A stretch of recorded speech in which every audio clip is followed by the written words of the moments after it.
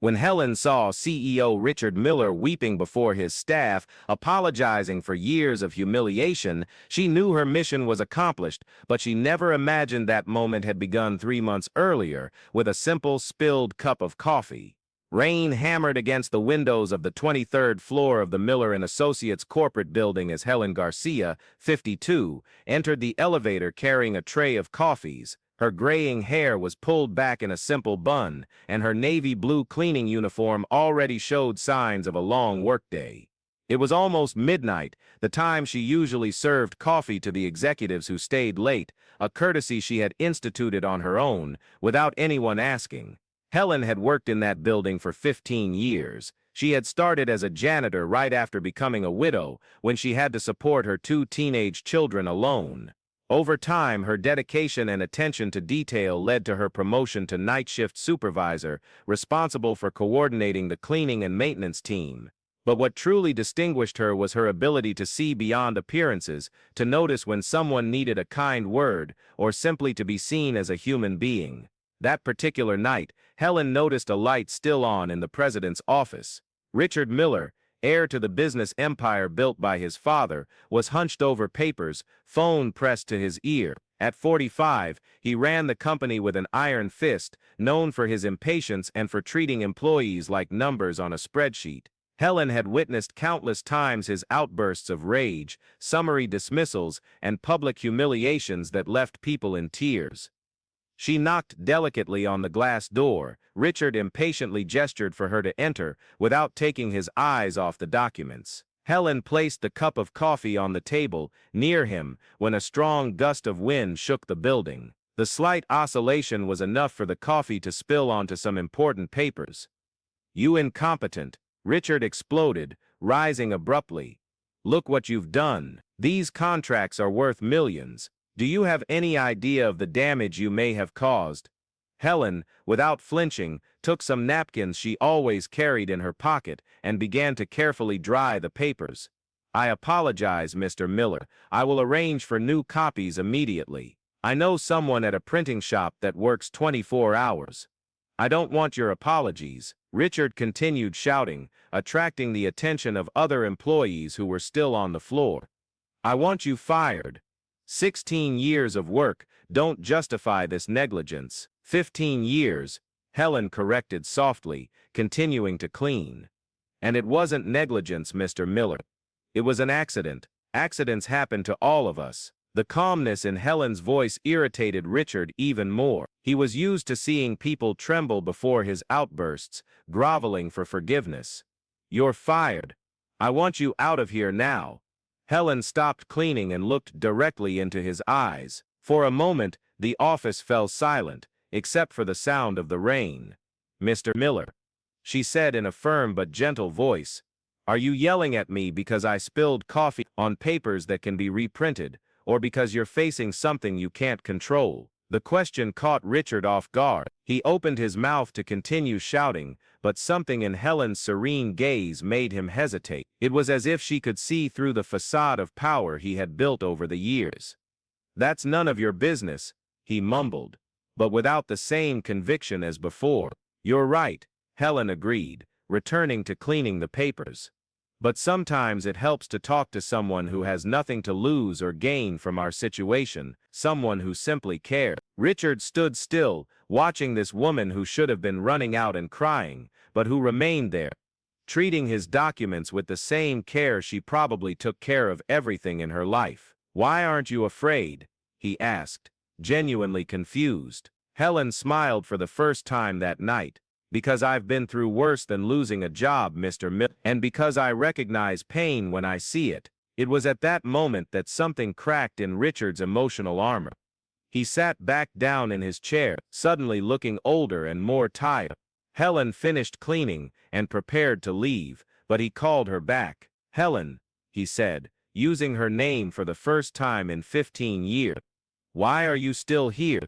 Why didn't you run?" She turned, still holding the damp napkins. "Because I watched my husband die of cancer at 42, Mr. Miller. I took care of him for 2 years. I saw a good and strong man turn into a shadow. And I learned that the anger we feel isn't about the people around us, it's about our powerlessness in the face of what we can't control. Richard felt as if he had been struck by lightning. Helen continued, I also know that you lost your mother last month. I read it in the newspaper. And that your daughter hasn't spoken to you in 2 years. I imagine how difficult it must be to manage a company, take care of a sick father, and deal with loneliness at the same time. How do you know that? Richard asked, his voice almost a whisper. Because I pay attention to people, Mr. Miller.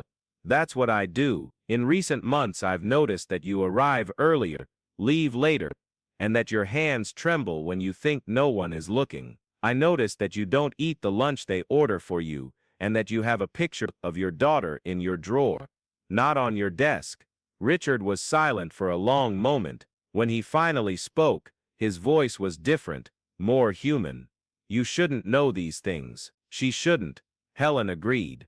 But when we spend so much time in one place, we end up knowing people even if they don't know they're being known. That night, Richard didn't fire Helen. In fact, he spent another hour talking to her, discovering for the first time in years what it meant to have a genuine conversation with someone. Helen talked about her children, about how she raised 2 doctors while working 3 jobs, about the importance of treating each person with dignity, regardless of their social standing. The following days were strange. Richard found himself looking forward to the time Helen came to clean his office. He started paying attention to how she treated other employees, always with respect, always willing to help, always seeing the best in people. He noticed how the security guards smiled when she passed, how the receptionist saved sweets for her, how even the strictest executives softened their tone when talking to Helen. If you've been following these stories about human transformation and want to continue receiving touching reports like this, which show how small gestures can change entire lives, subscribe to the channel right now. Each story we share is a window to better understand our own humanity and discover the extraordinary power of empathy. A week after the coffee incident, Richard made a decision that surprised everyone. He called a meeting with all the company's employees, from executives to cleaning staff. In the company's large auditorium, more than 200 people gathered, curious and apprehensive. In recent days, Richard began, his voice echoing through the microphone, I've been forced to confront some uncomfortable truths about myself and how I run this company. He paused, searching for Helen in the crowd. When he found her, she gave him a small encouraging nod. For 15 years, an employee of this company has demonstrated leadership qualities that I have never been able to develop. She leads by example, treats everyone with dignity, and has an extraordinary ability to see the potential in people. Richard took a deep breath. Her name is Helen Garcia, and I would like her to share with us what true leadership means. The auditorium fell silent. Helen, surprised, slowly stood up.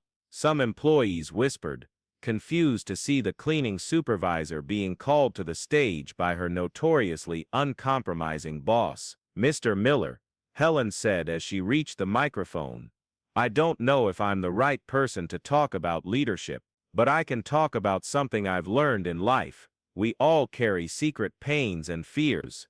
The difference between a person who builds bridges and one who builds walls is in how we choose to deal with these pains. She looked at the audience, seeing familiar faces of people whose desks she cleaned, whom she greeted in the hallways, whom she knew by their children's names. When my husband died, I was very angry, angry at the world, at God, at the people who still had their families intact. But I discovered that carrying that anger was like carrying hot coals waiting to throw at someone. I was the only one getting burned. Richard watched, fascinated by how Helen managed to capture the attention of people he had never been able to truly reach. One day, she continued, my youngest son, who was 16 at the time, came home and said to me, Mom, you're so busy hating the world that you've forgotten to live in it. That's when I understood that I needed to choose. I could let the pain harden me or teach me to be more compassionate. Helen paused, her eyes scanning the attentive faces. "I chose compassion, and I discovered that when we treat people as complete human beings, with their pains, dreams, fears, and hopes, they respond in a way that no imposed authority can provoke." An employee from the finance department raised his hand. "Helen, how do you manage to maintain this attitude, even when people aren't kind to you?" Helen smiled. "Marcus, do you remember when your wife was undergoing chemotherapy last year? You came here in the morning with red eyes, irritated with everyone, impatient with everything. I knew it wasn't about us. It was about your pain, your fear, your feeling of helplessness. So I left an extra strong coffee on your desk and a little note saying I was rooting for you."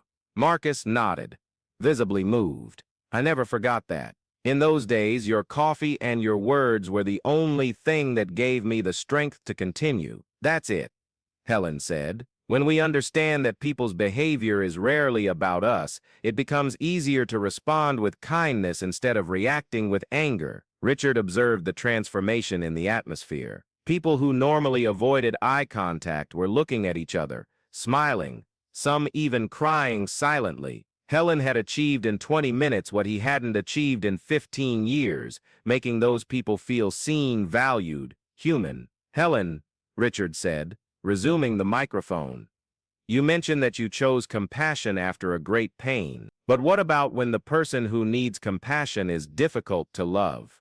Helen looked directly at him, and Richard knew she understood that he was talking about himself. "Mr. Miller, the most difficult people to love are usually the ones who need love the most. When someone is being cruel, it's usually because they're very scared or in a lot of pain. That doesn't justify the behavior, but it explains it." She turned to the audience. "We've all been the difficult person in someone's life. We've all hurt others when we were suffering. The question is, what kind of person do we want to be when someone is going through that?" A receptionist named Carla timidly raised her hand.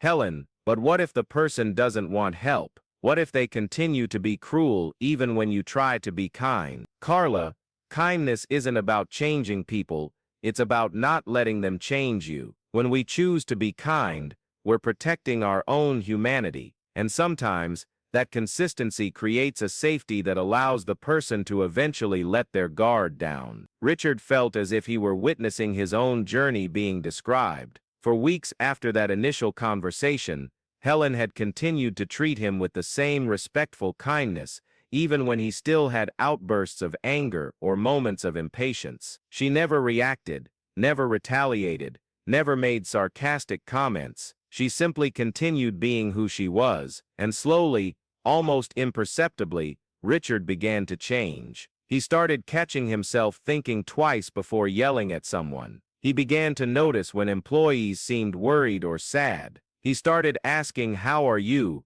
and actually waiting for the answer. "I'd like to share something with you all," Richard said, his voice trembling slightly. 3 weeks ago, I yelled at Helen because of a silly accident. I was ready to fire her for spilling coffee on my papers, but she did something no one had ever done with me. Instead of defending herself or retaliating, she asked me why I was really angry. The auditorium was completely silent, and I realized I wasn't angry at her. I was angry at myself, angry for losing my mother without ever telling her I loved her, angry for having a daughter who doesn't want to talk to me because I was a terrible father, angry for building a financially successful but emotionally toxic company." Richard paused, clearing his throat. "Helen taught me that true leadership doesn't come from the fear we impose, but from the example we set. It doesn't come from the authority we claim, but from the trust we build." He looked directly at Helen. "For 15 years you've been the true leader of this company. You've created a culture of care and respect in your department that I've never been able to create in mine. You know the names of people's children. You remember birthdays. You notice when someone is struggling." Sandra, one of the financial analysts, raised her hand. "Mr. Miller, this is all very nice, but how do we know this isn't just a speech? How do we know things will really change?" The question was direct and challenging, exactly the kind of thing that would have made Richard explode before. But he took a deep breath and smiled. Sandra, you have every right to be skeptical. Words are easy. That's why I'd like to announce some concrete changes. Richard picked up a sheet of paper. First, we're implementing a reverse mentoring program, where employees like Helen will mentor managers and executives on empathetic leadership. Second, we're creating an emergency fund for employees going through personal hardship, medical, family, or financial. Third, we'll have monthly meetings where any employee can bring concerns directly to the board without fear of retaliation. He paused. And fourth, I'm signing up for therapy because I realized I can't lead others if I don't know how to lead myself. The auditorium was silent for a moment, and then the applause began. It wasn't polite or obligatory applause. It was genuine, heartfelt. Some people were openly crying. Helen approached the microphone again. Mr. Miller, can I say one last thing? Richard nodded. Courage isn't never being afraid. Courage is being afraid and doing the right thing anyway. What you're doing today, exposing yourself, taking responsibility, committing to change, that's true courage. In the following months, the transformation in the company was remarkable. Richard kept all the promises he made. The reverse mentoring program became a model studied by other companies. The emergency fund helped dozens of families. The monthly meetings created a real channel of communication between all hierarchical levels. But the biggest change was in Richard. He started arriving earlier, not to intimidate employees, but to personally greet people. He learned the names of all the employees, asked about their families, remembered important dates. When someone made a mistake, instead of yelling, he asked, "How can we solve this together?" 6 months after that meeting, Richard received a call that would change everything. It was his daughter, Marina, whom he hadn't spoken to in 2 years. "Dad," she said, her voice hesitant, "I saw an article in the newspaper about the changes in your company. An employee named Helen gave an interview about empathetic leadership and mentioned you. She said you're in therapy and striving to be a better person." Richard felt his eyes fill with tears. "Marina, Dad, you hurt me a lot. For years, you treated me like a project that needed to be perfect, not as your daughter. But if you're really changing, I'd like to try talking." They met at a small, quiet cafe. Marina, now 28, and a special education teacher, was a younger, gentler version of the mother Richard had lost. For 2 hours, they really talked, for the first time in decades. "Dad, what happened? You seem like a different person," Marina said. Richard told her about Helen, about the spilled coffee, about how a woman he had underestimated for 15 years had become his greatest teacher. "She taught me that strength isn't about controlling others, it's about knowing yourself well enough to choose how you react." Marina smiled through her tears. "It seems you finally found a mentor who's up to the task." "More than a mentor," Richard said. "She taught me that leadership is service, that true authority comes from the trust we build, not the fear we impose, that truly knowing people, their pains, dreams, fears, is the only way to truly lead." 3 months later, at the company's holiday party, Richard gave a final speech reflecting on the year's transformation. Helen was in the front row, smiling proudly, like a mother watching her child graduate. "A year ago," Richard began, "I thought leadership was about being the smartest, the strongest, the most intimidating person in the room. I discovered I was completely wrong. Leadership is about being the most human." He looked at Helen. "Helen, you taught me that when we see people, really see them, with their complexities, struggles, and potential, they become capable of extraordinary things, not because we force them, but because we inspire them." The employees rose in a 5-minute standing ovation. But the most moving moment came when Richard stepped down from the stage, and in front of everyone, hugged Helen. "Thank you," he whispered, "for not giving up on me when I had given up on myself." Helen smiled, her eyes shining. "Richard, you always had that person inside you. You just needed someone to believe in it first. And that's how a spilled cup of coffee became the catalyst for one of the most beautiful transformations the company had ever witnessed. Not because it changed paperwork or structures, but because it changed hearts. Because a simple woman, with a profound wisdom about human nature, showed that true revolution doesn't happen with shouts or impositions, but with consistent kindness that slowly melts away the most rigid defenses and reveals the humanity we all carry within us. Helen continued working at the company, but now not just as a cleaning supervisor, but as a human relations consultant. Richard rebuilt his relationship with Marina and became the loving grandfather he'd always dreamed of being. And every time someone asked Helen about the secret to the transformation, she'd respond with her simple, profound wisdom. We don't save the world by changing people, we save the world by seeing people, really seeing them, and allowing them to remember who they've always been inside.